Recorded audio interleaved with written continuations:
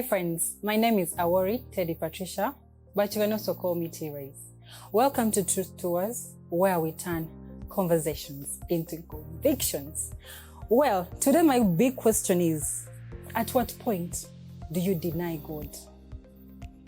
Before we go into the topic, I want to let you in a very common story. It's a Bible story. It's a scripture in the Bible about Peter. I'm sure most of us are conversant with how Peter denied Jesus before the cock crowed. He was at a point whereby everyone seemed like Jesus was the bad thing. Jesus was the bad person at that point, and he felt like he did not want to relate with him.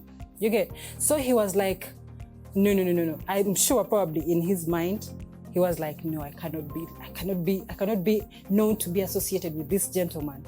So he denied him. Very many times in our lives, we are caught between crossroads.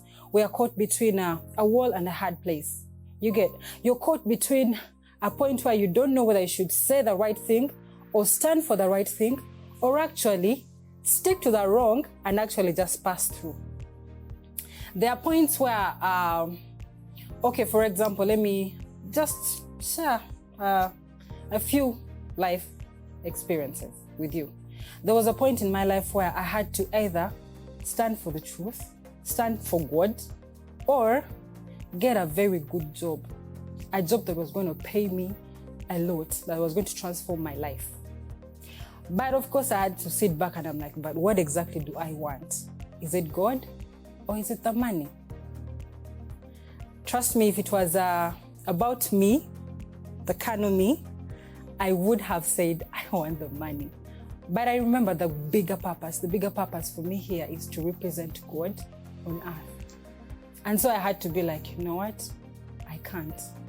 You could be out there and you're going through something tough, or you've been waiting for something.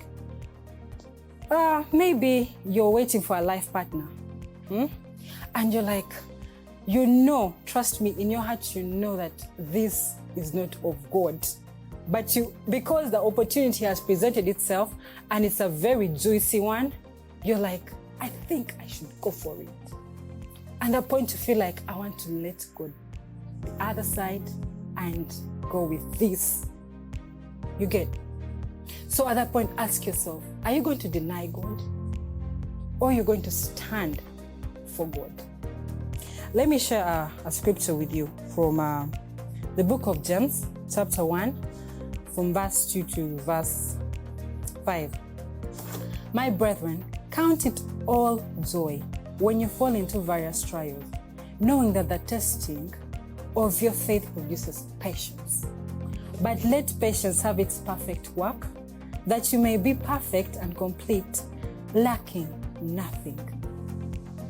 If any one of you lacks wisdom, let him ask God, who gives to all liberally and without reproach, and it will be given unto him.